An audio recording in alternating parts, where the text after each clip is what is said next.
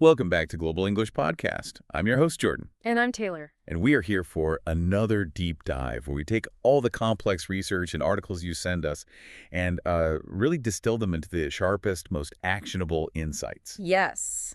And today, oh boy, today we are tackling a topic that I am currently, let's just say I'm living it. We're talking about the Intermediate Plateau. The dreaded wall. We're synthesizing the latest on second language acquisition, neuroplasticity, all the good stuff. We're talking about how to use science-backed habits to finally, and I mean permanently, break through. And I am the living, breathing, slightly panicked case study for why this is so necessary. Oh, here we go. Because I read the source material about rewiring the brain, and I thought I had devised the ultimate high-speed cognitive accelerator this week. Okay, let's unpack this. We've established that your default setting is usually, well, chaos agent comes to mind, so I'm a little nervous. It's a fair assessment. What brilliant science-backed system did you devise this time? Well, the sources talked a lot about the brain being sculptable. Right. And they said that intensive practice stimulates neuroplasticity, basically building new linguistic highways. And I thought, great, I need maximum intensity to skip the weight. That sounds reasonable so far. Go on. So I cleared my entire schedule, wiped it clean. I set up a dedicated workspace, brewed 3, maybe 4 pots of extremely strong coffee. I'm talking industrial strength. Uh-huh. And I spent 12 hours straight reading Immanuel Kant's critique of pure reason. UA. In the original English translation, obviously. I figure, if I just flood my brain with the most complicated syntax and abstract philosophy the language has to offer, right, my brain has no choice but to immediately and dramatically rewire itself for C1 fluency. I'm so proud of it. I called it my philosophical language marathon. Wait. You attempted to achieve spontaneous C1 fluency by cramming 12 consecutive hours of dense philosophical abstract thought from the 18th century. Yes. I was highly motivated. I was dedicated. And now I'm exhausted. I can't remember what the word therefore means. And I still can't confidently use the past perfect tense. Why didn't it work? My brain currently feels less sculptable and more sludgy. Help me out here. That is less like brain rewiring and more like attempting to build a skyscraper by hitting it with a hurricane. Oh. The science we analyzed is crystal clear on this point. Learning required systems and continuous manageable challenge, not one massive, chaotic, and frankly, utterly unsustainable marathon. So relying on a single massive blast of motivation is the wrong way to look at neuroplasticity. Precisely. Cramming might help you temporarily pass an exam. Sure, it overloads your short-term memory. Right. But it catastrophically fails to establish stable, long-term linguistic networks. The ones that I actually need to speak. The ones that allow you to speak automatically and spontaneously, yes. They rely on a structured, repetitive process. As the source material consistently emphasizes, deep structural learning needs principles like spaced repetition and consistent microbursts of practice. You simply cannot rely on a single vanishing burst of motivation. Your brain needs time to process and consolidate the new information. That makes painful sense. My mistake was focusing on the input volume rather than the systematic processing. I thought if I just threw enough data at the problem, the solution would just sort of emerge. And that right there is the mission of this entire deep dive. We're taking the hard science of neuroplasticity and the proven strategies used by the most effective learning programs, from military training to conference interpreters, to provide you, the listener, with the exact blueprint needed to break through that intermediate wall. We are swapping the marathon for a system. We're swapping that chaotic, unsustainable marathon mindset for true cognitive clarity. But before we dive into fixing my philosophical mess, don't forget the essential action item. Ah, of course. You heard the expert here. If this sounds like the kind of targeted, science-backed deep dive you need to finally get past that B2 wall, please take 2 seconds right now to hit like and subscribe to Global English Podcast. It genuinely helps us connect with more learners who are struggling with this exact frustrating problem. We appreciate the support, and now let's get to work. Yeah. Okay, let's officially define the monster we are fighting, the Intermediate Plateau. This is not some mythical state of frustration. It is a very common, empirically documented phenomenon. Right. It usually happens when a learner gets comfortable, right? Like around that B1 or B2 level on the CEFR scale. Exactly, the common European framework of reference. I know this feeling so well. It's that moment when you look back and realize the fantastic progress you made getting from 0 to, well, functional Yeah. has just completely evaporated. It's vanished. Suddenly, your English feels stagnant. And it's so frustrating because the early stages felt incredibly rewarding. Every new word felt like this major win. And that reward structure is exactly why the plateau feels so awful. The early curve was steep, progress was tangible. You did the hard work to pull yourself up to a functional intermediate level. A B1 level learner, according to the official descriptions, can understand the main points of clear standard input. And you can deal with most situations likely to arise while traveling in an English-speaking area. Right, you can get by. You can order food, you can ask for directions, you can handle the basics of a meeting. But, and here is the critical diagnostic of being stuck in the plateau, when you are placed under real cognitive stress. Say, dealing with a complex disagreement or trying to articulate a really nuanced technical opinion or even just navigating rapid-fire social banter, your English suddenly crumbles. It just falls apart. You go right back to simple sentences and the same 5 words you always use. You regress. You still rely heavily on conscious translation and the conscious, effortful application of grammar rules. The sources call this declarative knowledge. You are thinking about the language instead of thinking in the language. And that's the whole game, isn't it? Getting to the point where you're not translating in your head. That's the leap. The real achievement, the one that breaks the plateau, is moving towards C1. That's where you can express ideas fluently, spontaneously, and effectively without much obvious searching for expressions. You can use the language flexibly for social, academic, and professional purposes. And often, learners at this stage have what the research calls a jagged profile. I love that term. It's so descriptive. It perfectly describes the feeling of having wildly uneven skills. Like, maybe you're an absolute genius at reading complex reports and you can write these perfectly structured emails. But the moment you have to speak impromptu, Your tongue gets tied and you can't retrieve simple words. It's like your brain just goes blank. that's the classic imbalance. Another common jagged profile involves social fluency.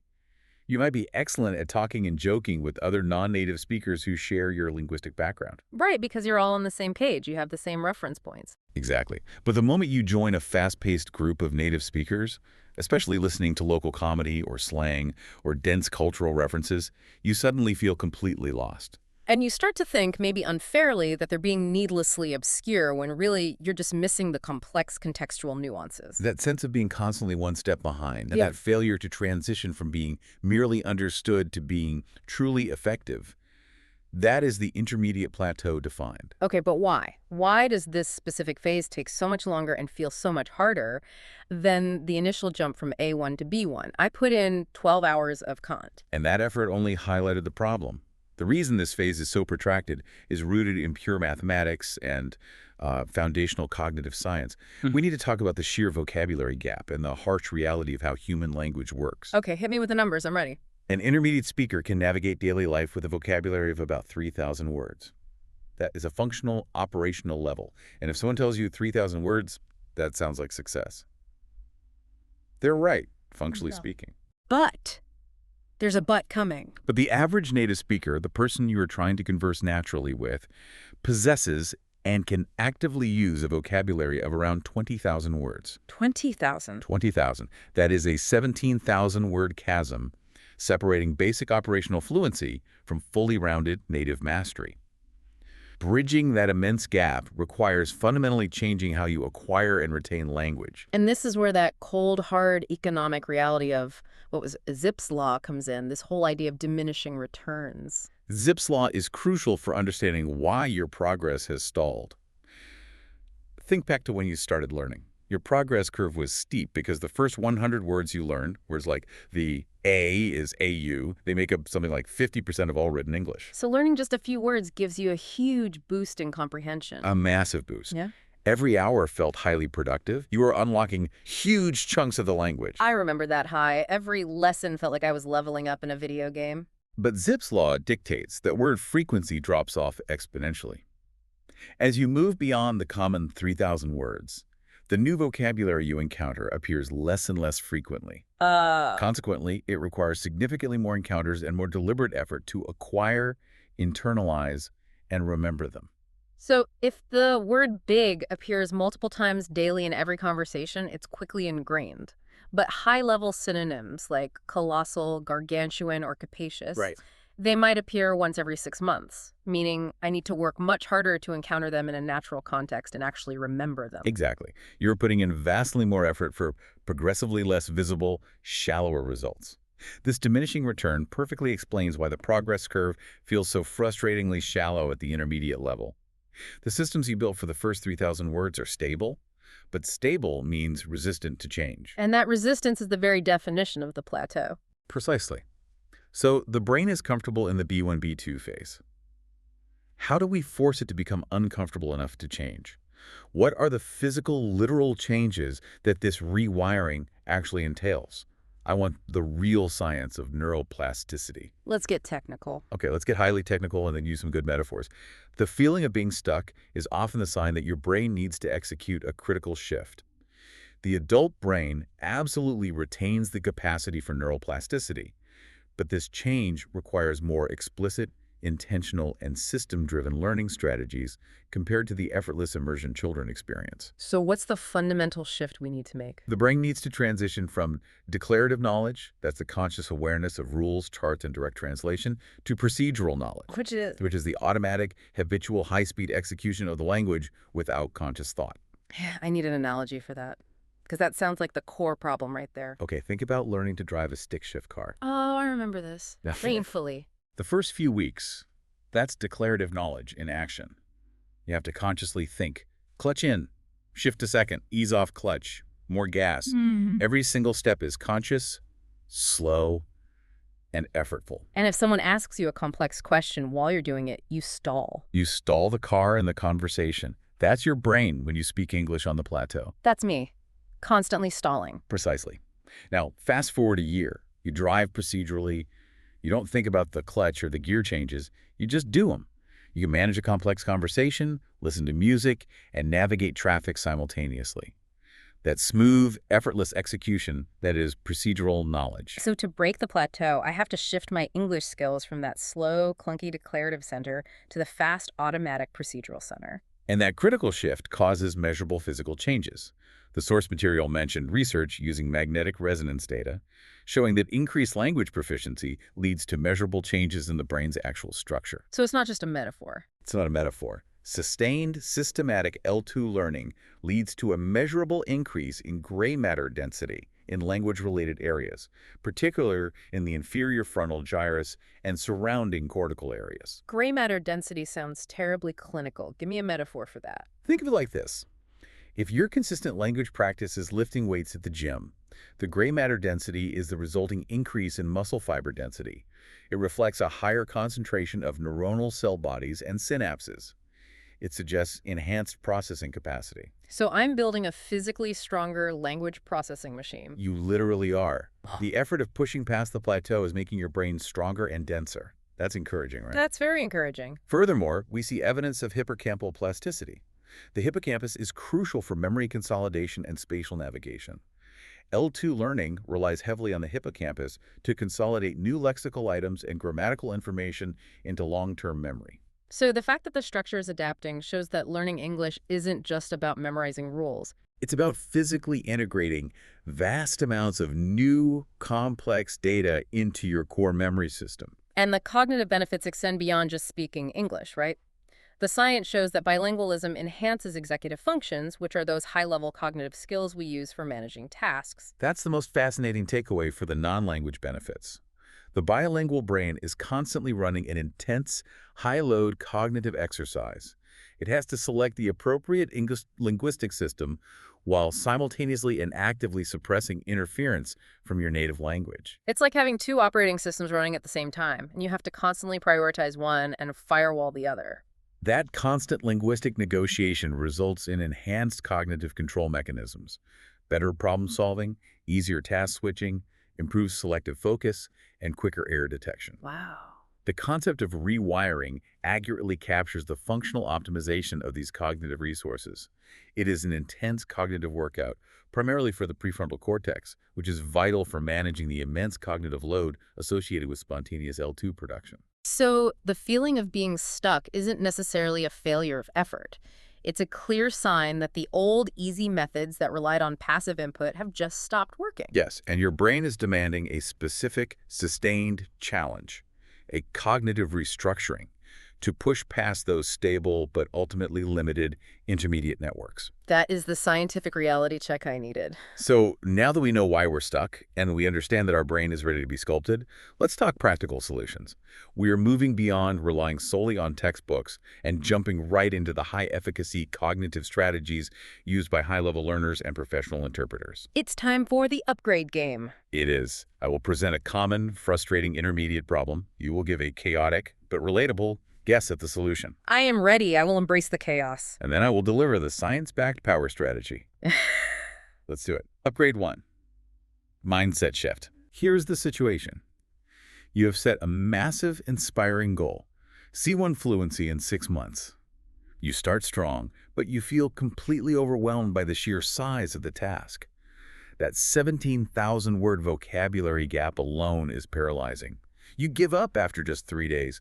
You feel totally reliant on these massive bursts of motivation, which vanish the moment you feel tired or encounter difficulty. What is your impulse to get back on track? My impulse. I need a bigger, bolder goal. I need to quit my job, move to another country, live on a remote island where only native speakers exist, and become a brand new person. It has to be an all-or-nothing complete life overhaul. Wrong impulse, but I completely understand the drive toward that kind of dramatic reset. That's a classic example of focusing entirely on the massive, paralyzing goal instead of developing the stable system, You're waiting for inspiration before you take action. which is a recipe for failure. It's true. The moment the inspiration fades, I feel guilty, and then I just stop entirely. So what is the power strategy? Here is the critical strategy. Focus on systems and microbursts. The source material repeatedly stresses that motivation is fleeting and insufficient. Success comes from prioritizing automatic systems and consistent habits. The 1% rule, not relying on willpower. That's a huge shift. We're swapping the search for emotional motivation with the creation of automatic habit. Exactly. We discussed that up to 95% of adult behavior is unconscious habit by the age of 35. If you wait to feel ready or motivated, you will perpetually remain stuck because your brain prefers the old, established, easy path, your native language. The science is clear on this, isn't it? Very clear. Action comes first, and the feeling of motivation follows the momentum of the action. So we need to make the practice session so small that the inertia to start it is virtually zero. That's the brilliance of the microburst. We need consistent, focused, 15 to 30-minute practice sessions integrated into your day every single day. These microbursts are exponentially more effective in achieving lasting neuroplastic change than long, sporadic, demoralizing marathons. Why that? Because the brain consolidates information during rest and sleep. Daily bursts, followed by rest, allow the hippocampus to do its job and consolidate the new networks. So instead of thinking, I have to read 50 pages of complicated philosophy tonight, I should restructure it So what? to, I need to integrate English into a passive routine for 15 minutes before my morning coffee and another 15 minutes while I make dinner. That's the system. You are literally turning the act of practicing English into an unbreakable habit, forcing the persistent cognitive challenge needed to build complex networks. An easy way to do this is to integrate English into routine, low-stakes activities, Like describing your cooking actions in English. or narrating your walk, or summarizing the news in English in your head. The goal isn't perfection, it's consistency. You're building neurological highways one layer of asphalt at a time. Consistency trumps intensity. The system is the goal. I am officially done with philosophical cramming. Excellent. Let's move to upgrade 2, training the motor system. This is crucial for breaking the hesitation barrier. Oh, this is a big one for me. Situation. You have excellent passive comprehension. Yeah. You understand podcasts perfectly, you watch movies without subtitles. But when you open your mouth to speak, you hesitate. You struggle to find the right rhythm. Your intonation is flat and your pronunciation feels stiff. Textbook robot English. That's the one. Your mouth muscles feel untrained and resistant. Oh, What is the immediate chaotic solution people typically try? I know this one. If my ear needs training, I should just listen to the source audio faster at 1.5 or 2 times speed until my ear can understand the blur of sound perfectly. That will force my brain to process quickly and improve my speaking speed. That is a very common approach, but it's incomplete and often counterproductive. Really? Listening at hyperspeed only trains passive input and auditory tuning. It often just leads to severe cognitive fatigue. Crucially, it fails to bridge the immense gap between your auditory cortex, what you hear and understand, and your motor cortex, what you physically produce. I see. I'm tuning the radio, but I'm not training the instrument that plays the music. So, what is the power strategy for motor rehearsal that actually builds physical skill? Here is the game changer. Use shadowing for motor rehearsal. Shadowing is a technique where you repeat the audio almost simultaneously, mimicking the speaker's sounds, rhythm, and intonation exactly. I've tried this. It feels so awkward and embarrassing. I sound like I'm talking over someone. Because you are actively forcing your brain to change. From a neuroscientific perspective, shadowing is brilliant because it bypasses conscious thought and the translation circuit. It forces the auditory cortex to synchronize directly and instantly with the motor cortex, the speech production pathways, creating true physical muscle memory. Muscle memory from my mouth, tongue, and throat. You are essentially training a physical skill like playing the piano or typing. It strengthens the direct connections between sensory input and motor output, dramatically accelerating the shift toward procedural fluency and significantly reducing those hesitation pauses. You are physically programming your mouth to manage the rapid linking words, the reduced forms like gonna and wanna, and the complex stress patterns that define native flow. Ah, so the awkwardness is the feeling of my mouth muscles adapting to native rhythm, struggling to create sounds and links I wouldn't normally produce in my native language. That discomfort is literally the feeling of neurological growth. I need to embrace the awkwardness. You do.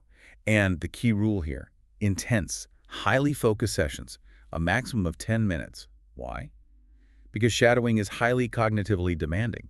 Beyond 10 minutes, the quality usually drops, and you start reinforcing the stakes. Short bursts, high intensity. Got it. 10 minutes max. Let's move to upgrade 3.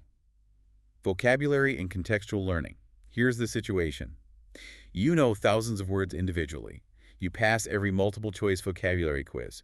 But when you try to speak naturally, you can't retrieve them quickly enough, or you use them incorrectly. You sound stiff. Textbook robot English again. What is the traditional but deeply ineffective approach people cling to? The traditional approach is my philosophical disaster, just applied to vocabulary.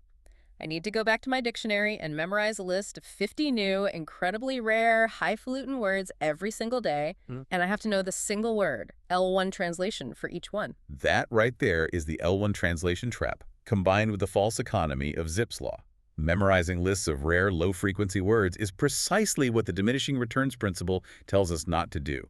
It's inefficient. And the translation part is bad, too. It's terrible. Relying on one-to-one native language translation builds robust L1 interference, forcing you to run the slower translation circuit in your brain every time you speak, which guarantees slower speech and hesitation. That's profound. I realize now that when I was reading Kant, I wasn't reading English. I was rapidly translating English into my native language, which is why I was so exhausted. Exactly. You never trained the direct English-to-concept pathway. So, if not rare words and simple translation, what's the power strategy? Tell me. The power strategy is twofold. Focus on Category 2 vocabulary and context. Category 2 words are defined as words, phrases, and collocations you already recognize easily when you hear or read them, but which you would not spontaneously use in your own speech. These are the high-value linguistic chunks that immediately upgrade your fluency.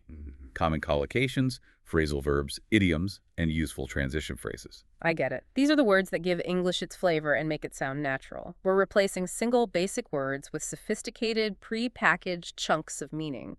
Instead of saying, I consider that, I need to learn the chunk, I'll take that into account. Exactly. And the trick is to avoid simple translation. Instead, link the word or phrase directly to an action, an image, or a situation, consciously building a robust semantic network entirely within the L2 context. So instead of memorizing the translation for glove, I should associate the English word glove with the physical action of putting it on, or the situation of being cold. You are building a direct English conceptual map, bypassing the L1 translation stop sign. You must learn phrases, not single words, because phrases are how native speakers store and retrieve language. So you learn the phrase make a decision instead of just the word decide. You learn take a break instead of just rest. And this accelerates retrieval, because when you need to express the idea of resting, the entire take a break phrase is locked into one path in your memory, and it comes out as one smooth automatic block. That's robust retrieval practice in action. And here is the essential bonus tip, the 3 times rule. You must consciously try to use a new, high-value phrase at least 3 times within 24 hours of learning it. This forces active retrieval, strengthening the network immediately. And it helps to shift the new chunk from your passive recognition bank into your active, usable vocabulary bank. Use it or lose it, literally. If you don't force the output, the brain sees it as low-priority information and starts erasing it. Oh, okay, that makes so much sense. Exactly right. Now let's synthesize these powerful strategies into the high-efficacy, multi-stage study sequence mentioned repeatedly in our source material. This entire routine, when done thoroughly, takes about 90 minutes in total. Which sounds like a lot. But, and this is critical for the listener, it is designed to be split into those manageable microbursts across multiple days. This is the full cognitive cycle designed to optimize input, motor control, and structured output. Okay, let's break it down. Phase 1, passive and active listening. This takes about 30 to 40 minutes total, but you split it. First, listen passively for general, big-picture comprehension without the transcript. You're just training the ears and reducing anxiety about understanding every single word. Then, you listen again, actively, with the transcript in front of you. Pause to check details, complex syntax, and unfamiliar expressions. The transcript in the second pass is non-negotiable for intermediate and advanced learners. It converts that often elusive auditory input into concrete reading practice. This cross-modal practice is indispensable for achieving high-level C1 proficiency. Phase 2, motor rehearsal. This is a maximum of 10 minutes. This is where you apply upgrade 2. Intense, focused shadowing. Repeat the audio simultaneously. And you're focusing purely on rhythm, intonation, and linking sounds, training that motor system to build procedural fluency. Right. Do not worry about meaning here. This is purely physical training. This is where I force my mouth out of a textbook robot phase and into the fluent speaker phase. Phase 3, mining the transcript. About 20 minutes for this. This is the targeted vocabulary work from upgrade 3. You go through the transcript specifically hunting for those high-value, high-utility category, 2 words and phrases. And you link them directly to context and example sentences. The best practice, according to the sources, is to only aim for about 5 to 10 words or phrases per cycle. Learn those thoroughly, rather than attempting 100, which just leads straight to disappointment and superficial retention. 5 to 10 phrases is manageable for a microburst. And the key is focusing on chunks that are new to my active speech, not just new words overall. Phase 4, summarize and produce. The final 10 minutes, this is the output phase. Dedicate 10 minutes to synthesizing the content in English, either spoken by recording yourself or written by journaling a summary. This retrieval practice is the final step. It strengthens the structural coherence of complex L2 expression required for C1 fluency. It forces you to reorganize the information logically, using only the English system you are trying to build. So we've gone from passive comprehension to active analysis, then motor training, focused vocabulary acquisition, and finally, structured output. That is a complete cognitive cycle. A cycle designed to systematically build procedural skills, and finally, smash through the stability of the intermediate plateau. That is the plan, step by step. Yeah. But before we close, we must talk about the hidden psychological and cognitive traps that actively work against your progress. We call this the danger zone. I'm ready. I live in the danger zone sometimes, especially when my brain just shuts down because I'm overwhelmed. The first and arguably deadliest trap is the trap of perfectionism. The mindset sources we reviewed repeatedly state that perfectionism is a fluency killer because it leads directly to brain freeze. You become so afraid of making any visible mistake that you prevent all necessary output. And if you hold back, you never get the chance to practice being resourceful or problem-solving in real time, which is essential for procedural fluency. If you don't use the language, your brain won't prioritize its storage. It's a vicious cycle. Absolutely. Fluency is primarily a performance skill rooted in confidence, not absolute correctness. If you pause for 5 seconds to meticulously search your memory for the perfect, most technically accurate word, you have lost the moment, and critically, you have lost the practice opportunity. The solution isn't to be reckless, but to reframe your inner critic. Instead of the critical inner monologue saying, "My English is terrible and I sound stupid," you need to consciously swap that inner voice. To what? To the constructive, objective statement, "My English is under construction." I love that. Mistakes are not evidence of failure. They are pure, actionable data points. They are proof you are pushing yourself beyond your comfort zone, and they are the necessary fuel for neurological growth. This reduction in anxiety allows the crucial executive functions, those planning and problem-solving centers, to operate far more effectively. Okay, what's the next trap? The second major trap, and one that hits intermediate learners hard, is cognitive inertia. often leading to fossilization. This happens when simple, basic, persistent fossilized habits become so deeply entrenched that they resist all forms of correction. Oh, yeah. Intellectually, you shouldn't say, I go to the shop yesterday, but the error is so deeply patterned, it just flows out automatically. And I have my handful of embarrassing fossilized errors that I repeat every single time I speak when I'm tired. The sources give a stark warning here. They did. If you are comfortable settling at B1 and you stop the deliberate practice required for B2 or C1, you run the very real risk of the language networks shrinking to oblivion. Wait, really? Yes, the core structure is not robust enough to retain high-level function without sustained input and output. The stability of the intermediate plateau is a dangerous place to linger. So how do we fight fossilization when the error is so automatic? The solution requires metacognitive effort, which is thinking about your own language system. The sources emphasize using writing-structured journaling or writing comprehensive summaries as a crucial tool for correction. Because writing forces you to slow down. Right. You bypass the rapid, erroneous procedural system and use conscious declarative effort. I can pause when I write, I can visually see the error, and consciously retrieve the correct pattern. This metacognitive error correction, this active reflection, is essential for preventing erroneous patterns from being permanently etched into the neural network, especially when dealing with basic grammar like verb tenses or prepositions. Okay, what's the final danger? Finally, we must issue the filter warning, specifically related to the reticular activating system, or the RAS. This is the brain's amazing but sometimes frustrating built-in filter system that decides what external information is important enough to prioritize and let into conscious thought. That's right. Your brain notices what you train it to notice. If your constant internal narrative is, I'm terrible at English, I can never remember vocabulary, your RAS will obediently seek out and prioritize proof of that belief. You only register the moments you fail. It becomes a self-fulfilling prophecy, and you completely miss the moments you succeed. It's the red car phenomenon.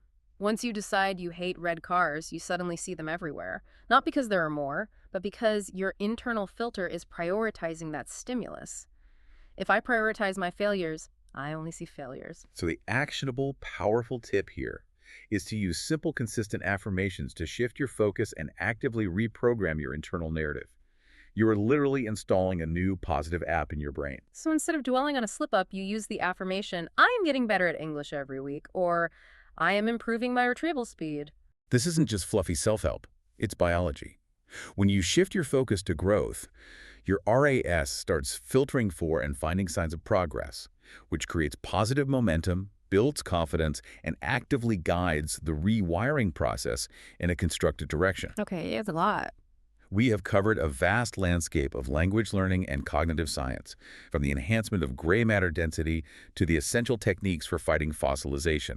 Let's do our summary recap in a rapid-fire dash. Let's do it. First, forget the impossible linear learning curve. Embrace the bell curve. Progress involves inevitable, frustrating ups and downs, but the overall trend is upward. Second, focus ruthlessly on consistent systems and high-quality microbursts of practice, 15 to 30 minutes daily, rather than long, exhausting, chaotic cram sessions. Third, use intense short-session shadowing to train the motor system and build physical muscle memory for native rhythm and intonation. Fourth, prioritize Category 2, contextual learning high-utility phrases and collocations, not single, rare words, to build robust, fast semantic networks and avoid the L1 translation trap. And fifth, mistakes are not failures, they are critical data points. Reframe your inner monologue. Your English is not terrible, it is under construction. Now, for our final challenge, the fun dare that we want you to implement immediately today. We challenge you, the listener, to implement the inner L2 monologue strategy right now. That's right. For 5 minutes today, while you are doing a low-stakes, routine task-making coffee, washing dishes, walking the dog, or waiting in line practice talking to yourself in English. Do this out loud if you can, or silently in your head if you can't. Describe your actions and surroundings. Use short sentences and ready phrases. You are forcing that direct thought-to-English pathway, bypassing the deeply established L1 interference circuit. If you struggle, that's great. That struggle highlights the next phrase you need to learn. I am making a decision. I am pouring the coffee. Keep it simple, but keep the language flowing and automatic.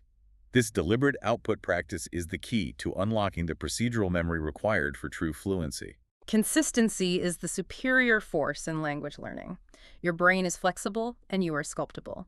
Keep learning, keep growing, and keep trusting the science-backed process. I'm smart now. Bye. See you next time. And here is our final provocative closing thought for you to mull over after this deep dive. The sources consistently show that advanced L2 proficiency, reaching C1 and C2 levels, begins to draw heavily on global cognitive functions, like non-literal meaning, prosody, and emotional processing skills often associated with the right hemisphere. We know that bilingualism strengthens areas responsible for critical problem solving, task management, and cognitive resilience. It even creates a psychological distance that has been shown to reduce emotional bias when making highly sensitive decisions. So if learning English fundamentally strengthens your brain in these powerful non-linguistic ways, is the ultimate goal of achieving advanced language proficiency ultimately less about absolute grammatical correctness and more about achieving a profound, life-altering cognitive upgrade that makes you a more flexible, resilient, and demonstrably better problem solver in your native language?